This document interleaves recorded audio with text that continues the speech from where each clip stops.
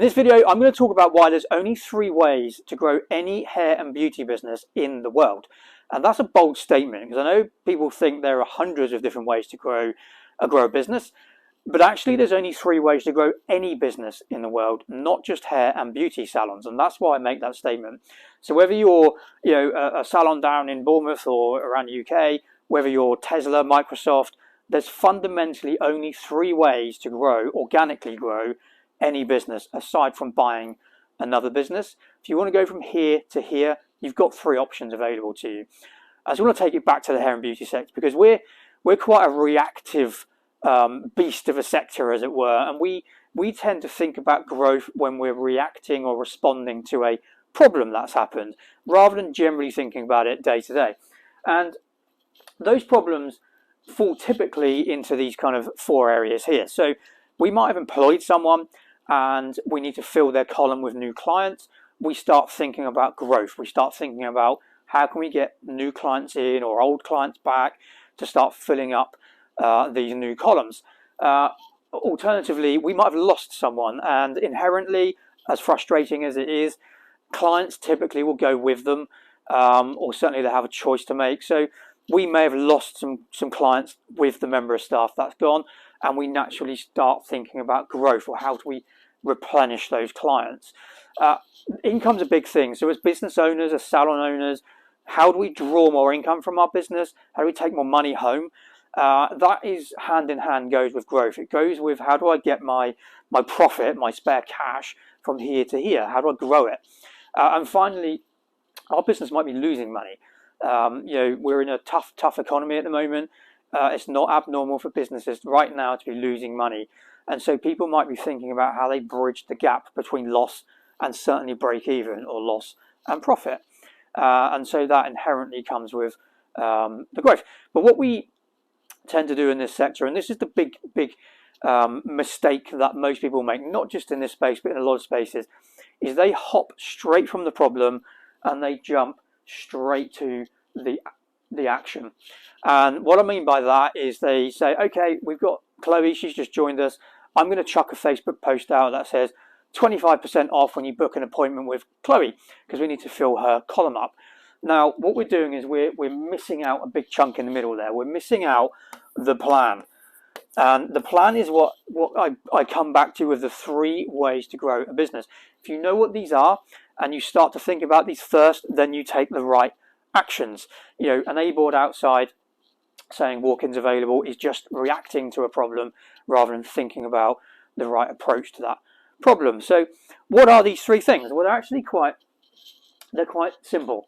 So if you want to take any business in the world, we're talking about hair and beauty, and you want to take it from $5,000 a week or £5,000 of dollars a week to £6,000 of dollars a week, there's only 3 ways you can fundamentally do that. You can obviously find more clients. So you can go out into the market and you can present yourself to the world and you can bring more clients, new clients through your door.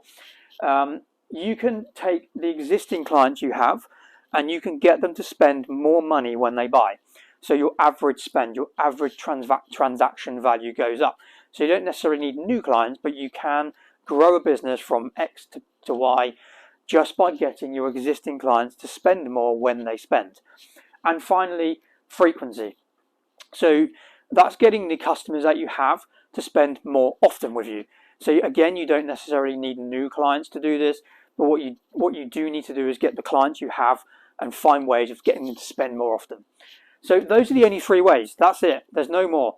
And actually, let's put this into a example. And let's use Glitzy's hair salon. This is a made-up salon. Actually, I think there's probably one knocking around somewhere. I'm sure if there is, I apologise if I've offended you. But let's use Glitzy's salon. And Glitzy has 100 clients coming into the salon per week.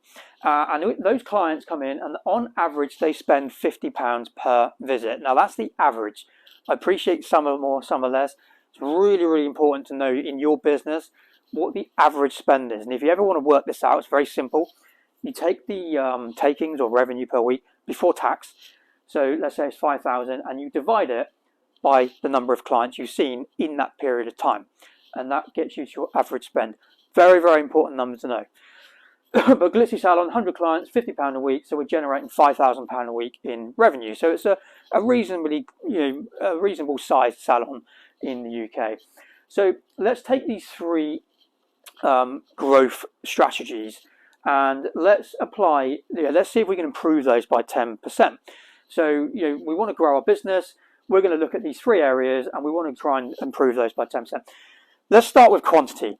So let's take the number of clients we have and let's improve that by 10%. And that's going to give us 110 clients per week.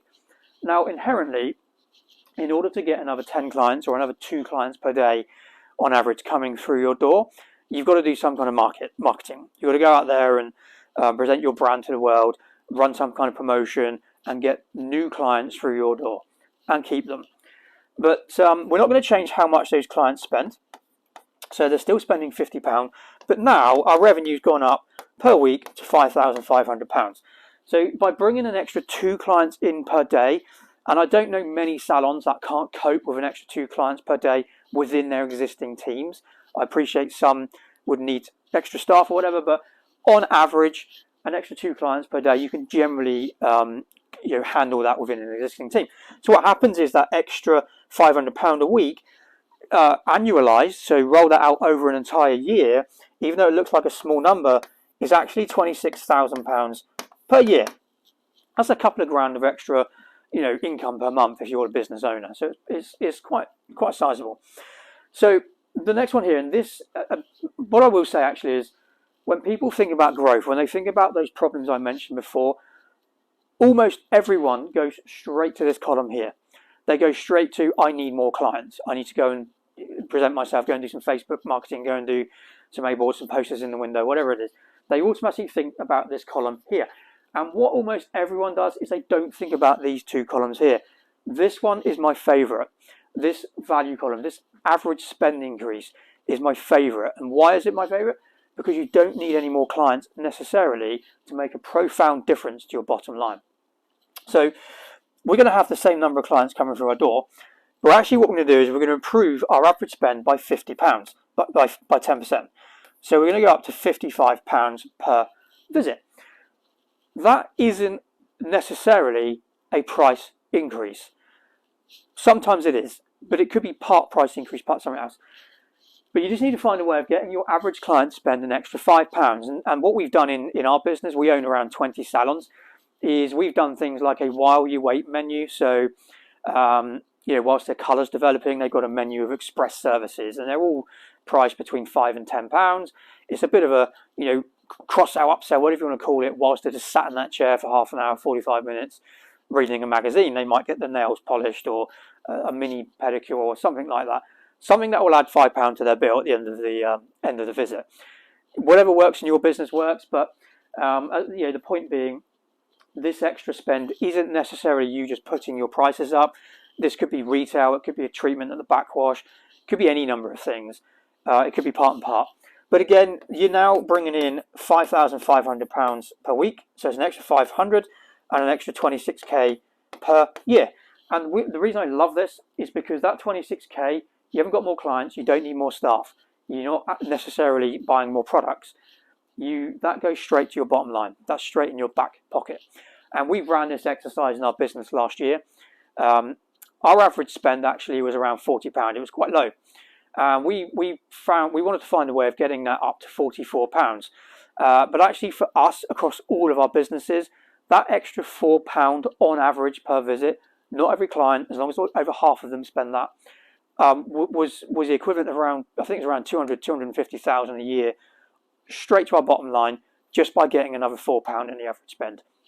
Love this strategy. And the final one here is frequency. So how can we get customers? How can we get our existing customers? Doesn't necessarily need new customers again, but how can we get our existing customers coming to us more often? So if they're seeing us every 10 weeks on average, just so I can do the maths, how can we get them to come in every 9 weeks? And that could be a change in how you do rebookings. You just drop a week off and give them some suggested dates. It could be that you get them in to have a slightly different service, more frequently. But finding a way of getting your existing customers in your door or through your door more often And again, let's go back to 10%. You're seeing on average 110 clients per week. Those aren't new clients. That's just taking your existing base of clients and getting more of them in more often. It's the equivalent of an extra 10 clients a week that you're going to see. Same price here, but you get the same result. And you get your extra 26k. So that's it. Those are the three fundamental ways you grow any business in the world. And I implore you to really try and think about this in your business before you start taking action. If you really understand how this works and you apply this, then when you actually take some action, it's really laser focused. You really know what you're trying to do and what you're trying to achieve and how to go about it. And it's not a the kind of crossed fingers and closed eyes approach that most people take now. Where this gets really cool is if you can start to do all of it at the same time. And we've got it's a strategy called Little Hinges Swing Big Doors. And what that means is rather than taking 10% jumps, I mean, I'm going to use 10% here, but we do this across our business. We try and find small changes across lots of different areas of the business. So that could be a 2% increase in clients. We're going to see 102 clients a week rather than 100. It might be that we reduce our stock spend by 2%. We may try and reduce some of our other overheads like electricity, bad example, by 2%. But we make lots of small changes across our business, and you glue all of that together. It has a massive, massive impact on your bottom line in the money that you take out and can put in your pocket at the end of the year. So what I mean by this is if we were to actually apply 10% across all three of those areas rather than just one at a time, then you see a much bigger gain. So we're gonna increase our clients by 10%. We're going to increase our average spend by 10%, and we increase our frequency by 10%.